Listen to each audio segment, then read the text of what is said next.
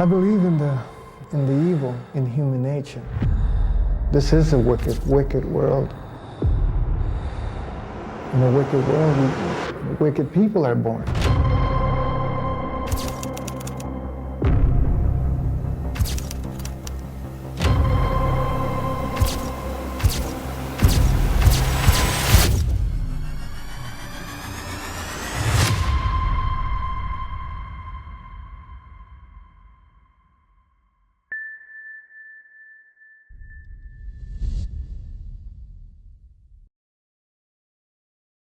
Дети нередко подвергаются издевательствам со стороны сверстников. Это явление ежедневно встречается по всему миру. В особую зону риска попадают учащиеся средней школы, когда у детей начинается переходный возраст, обидные прозвища и жестокие розыгрыши – не самые тяжелые последствия буллинга. Порой издевательства заходят слишком далеко и в конечном итоге приводят к разрушению судеб. Рене Вирк из Британской Колумбии, провинции в Канаде, навсегда останется 14 лет. Над девушкой расправилась группа подростков, и при подробном изучении трагической истории появилось множество шокирующих деталей. Биография и строгое воспитание Рины Вирк. Рина Вирк родилась 10 мая 1983 года в общине Саанич, Британская Колумбия. Отец Рины, Манджит, был иммигрантом из Индии. Ее мать, Суман, происходила из индоканадской семьи. После того, как женщина поселилась в Канаде, она сменила религию и, отказавшись от индуизма, обратилась к свидетелям Иеговы. Оба родителя были глубоко преданы своей новой религии, и это выделяло их из окружения. Они были свидетелями Иеговы в преимущественно южноазиатской общине, насчитывающей всего 3000 человек, в основном сикхов. Рина была старшей из 3 детей и выросла в пригороде Вью-Роял, где располагается недвижимость среднего класса. Это оказалось не преимуществом, а одним из поводов для травли, ведь район состоял из белых семей. Девушка ни происхождением, ни богатством похвастаться не могла. В результате над ней часто издевались из-за ее этнической принадлежности и внешности. Позже люди, знакомые с Вирк, утверждали, что она стеснялась своего веса и боролась с низкой самооценкой. Школьный буллинг. Жертвы подростковой жестокости по-разному реагируют на травлю. Издевательства над Риной выявили в ее характере самые худшие черты. Она стала плохо себя вести и дома, и в школе. Девушка ссорилась с членами своей семьи и вскоре впала в депрессию. Как только ее родители обнаружили, что над Риной издеваются, семья переехала, чтобы начать все заново. В мае 1994 года девушка перешла в начальную школу Бернсайда. Разумеется, родители надеялись на то, что смена обстановки поможет Рине, и все наладится. В какой-то момент девушка стала более общительной и даже подружилась с одним из учеников. Однако позже стало понятно, неблагополучная ситуация с травлей повторяется. Вскоре спокойный период закончился, новый друг стал ее избегать, и издевательства в школе возобновились. В 1996 году Рина начала посещать среднюю школу Колквитс и нашла новую группу друзей. Она считала их крутыми ребятами и рассчитывала стать частью их компании. К сожалению, знакомство с новыми друзьями только усугубило жизнь Рины. Завоевать авторитет не удавалось. Стремясь добиться признания среди сверстников, Вирк начала употреблять алкоголь, курить сигареты и марихуану. Отчаянная попытка показать себя более раскованной почти удалась. Однако из-за строгих родителей Рина не могла вести такой же фривольный образ жизни, как ее друзья. Она жаждала большей свободы, причем любой ценой.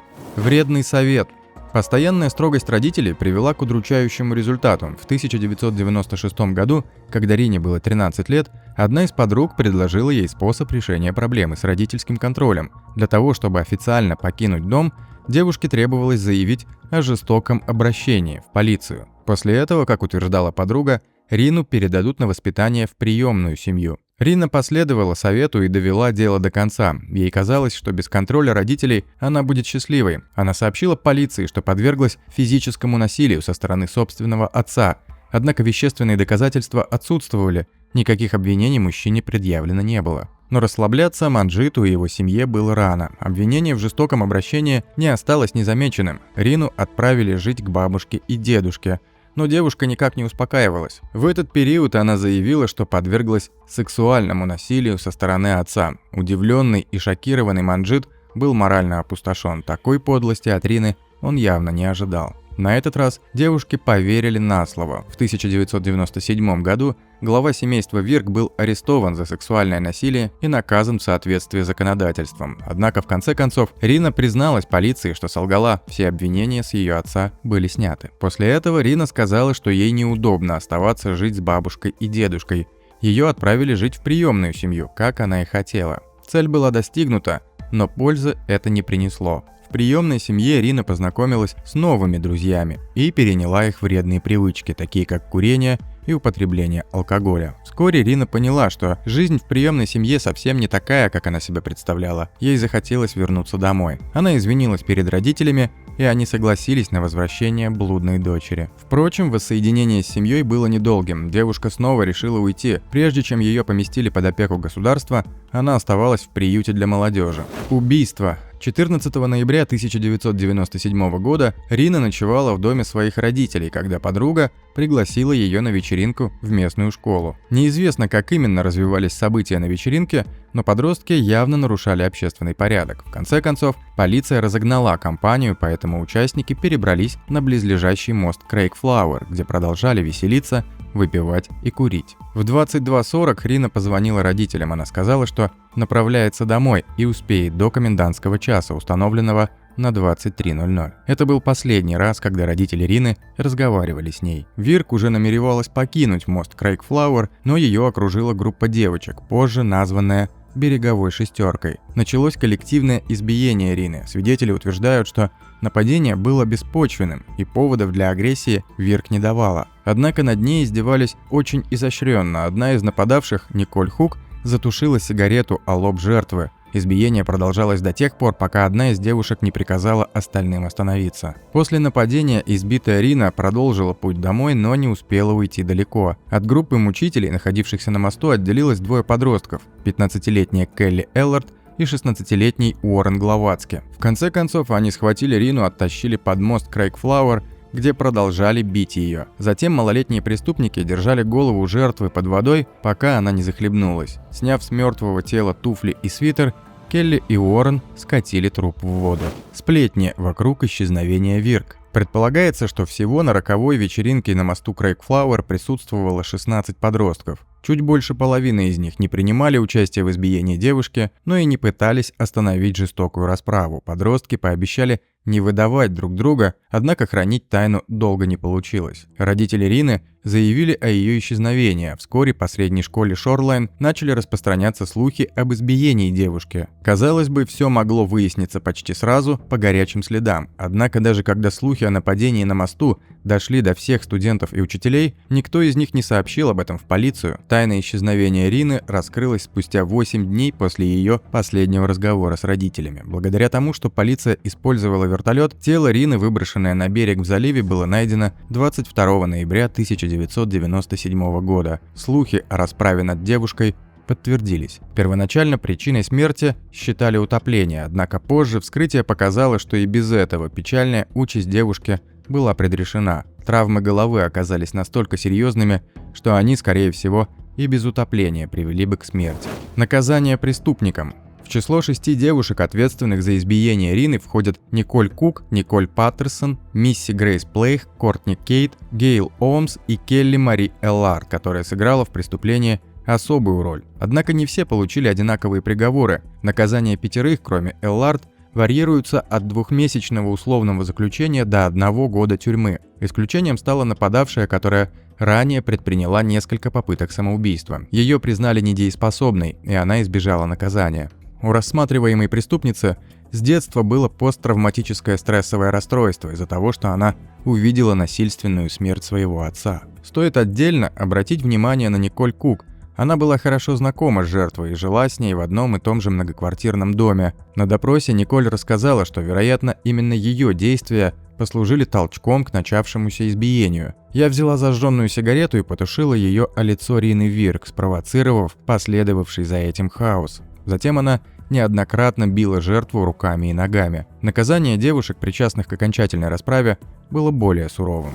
Биография и приговор единственному мужчине среди мучителей Вирк. Уоррен Пол Гловацки родился 26 апреля 1981 года в городе на юго-востоке провинции Альберта. Он и его родители часто переезжали, путешествуя практически по всей территории Канады. В 1996 году, когда его родители разошлись, Уоррен остался с отцом. Они переехали в город Нанаймо, Британская Колумбия. В 1997 году Гловацки поселились в доме-трейлере недалеко от южной оконечности острова в Сааниче. В следующем году отец Уоррена женился на женщине, которую встретил в Лас-Вегасе. Парень решил остаться в Сааниче. Он жил один в трейлере на деньги, которые ему присылал отец. Фактически, никакого контроля над Уорреном не было, он был предоставлен сам себе. Единственный парень в группе жестоких подростков сыграл решающую роль в смерти Рины, напав на нее повторно в компании с Келли Эллард. Уоррен признался, что разбил лицо Рины о дерево, из-за чего девушка потеряла сознание. Он также помог оттащить тело жертвы к воде. Гловацки был признан виновным в убийстве второй степени и приговорен к пожизненному заключению. Поскольку на момент убийства Уоррену было 16 лет, он получил право на условно-досрочное освобождение после того, как пройдет 7 лет. Семья Рины не оспаривала условно-досрочное освобождение Уоррена, поскольку они полагали, что он раскаялся за свою роль в убийстве. Однако в ноябре 2004 года Гловацки получил отказ на апелляцию по освобождению. В декабре 2006 года Уоррен снова подал заявление, которое было рассмотрено в июне 2007 года. Как представитель коренных народов, он принял участие в программе восстановительного правосудия, которая включала примирение с семьей Вирк. В итоге Гловацки был условно-досрочно освобожден в июне 2010 года. Суман Вирк сказала, он был злым, напуганным маленьким ребенком, который пытался что-то доказать в отрицательном ключе. Сегодня, я думаю, мы видим молодого человека, который взял на себя ответственность за свои действия и пытается исправить то, что он совершил. Судьба Келли Эллард. Келли Эллард трижды предстала перед судом за убийство Рины Вирк и дважды была осуждена. Первый приговор за убийство второй степени в марте 2000 года был отменен на том основании, что ей не было предоставлено справедливое судебное разбирательство. Во время освобождения, в ожидании нового суда, ей было предъявлено обвинение в нападении на 58-летнюю женщину в парке Ванкувера. В июне 2004 года ее отправили в тюрьму в ожидании второго суда, на котором она утверждала, что Рину Вирк убили другие.